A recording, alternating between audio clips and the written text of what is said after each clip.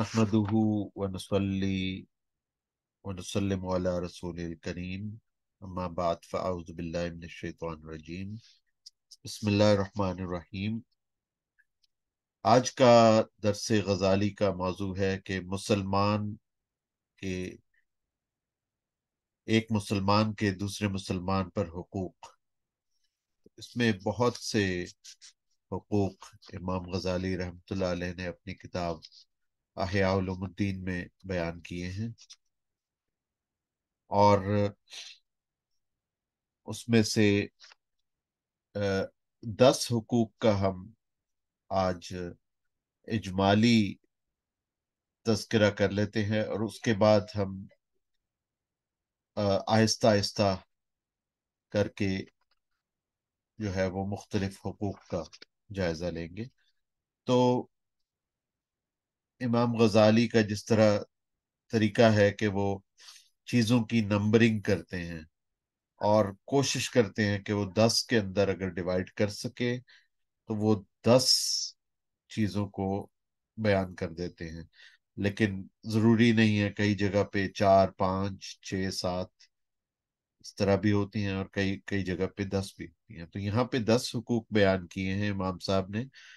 पहला हक तो ये है कि जब मुलाकात हो तो उसे सलाम करे। ये एक मुसलमान का दूसरे मुसलमान पर पहला हक है। और दूसरा हक है कि जब कोई उसको दावत दे तो उसकी दावत कबूल करे। तीसरा यह है कि जब कोई छींके तो यरहमुकल्लाह कहे कि अल्लाह तुझ पर रहम करे। और चौथा हक है कि अगर बीमार हो जाए तो इसकी इयादत करे। पांचवा यह है कि अगर मुसलमान वफात पा जाए तो उसके जनाजे में शरीक हो।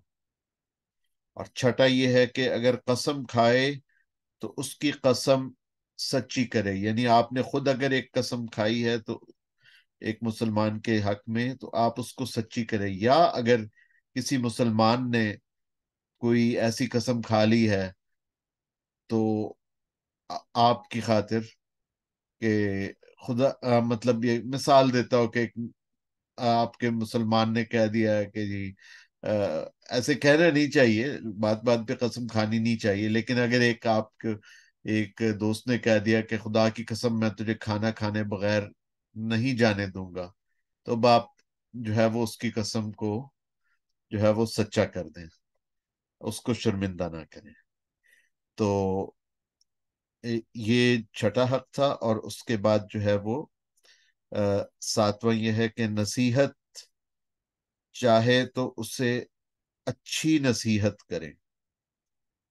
और आठवां यह है कि पीठ पीछे भी उसको बुरा ना कहे।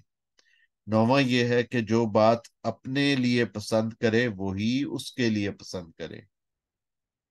और 10वां यह है कि जो बात उसके हक में वो बात बुरी समझे, जो अपने लिए जिस बात को बुरी समझता है वो अपने दोस्त के या अपने मुसलमान भाई के हक में भी उसको बुरा ही समझे।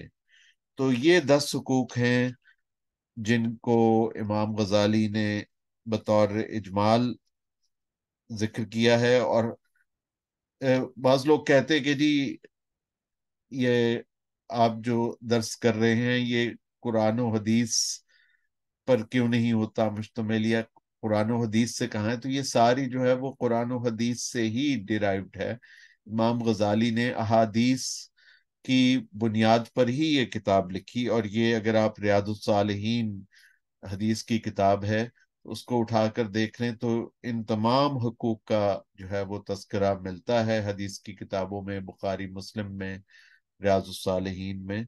तो इंशाल्लाह जो इस झैल में हदीस हैं वो हम आइंदा दुरूस में लाते रहेंगे।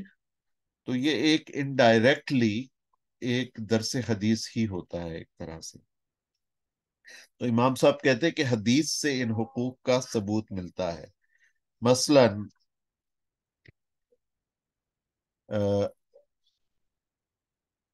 یہ ہے کہ جی حضرت انس رضی اللہ تعالی عنہ سرکار دو عالم صلی اللہ علیہ وآلہ وسلم کا یہ ارشاد مبارک نقل کرتے ہیں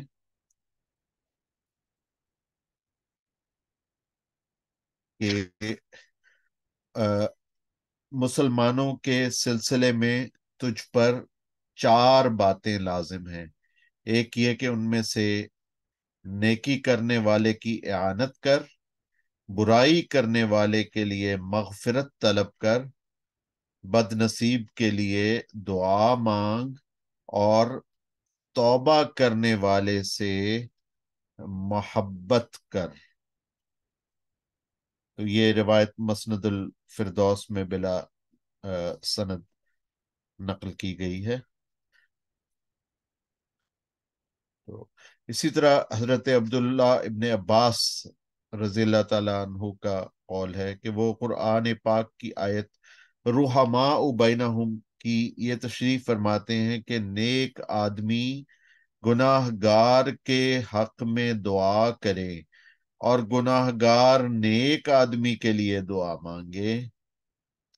تو مطلب یہ ہے کہ جب کوئی گناہ گار امت محمد صلی اللہ علیہ وآلہ وسلم کے کسی نیک بندے کو دیکھے تو یہ دعا کرے کہ یا اللہ تو نے جو خیر اور عمل نیک کی توفیق اسے عطا کی ہے، اس میں برکت عطا فرما، اس پر ثابت قدم رکھ اور اس خیر سے ہمیں بھی نفع پہنچا دے۔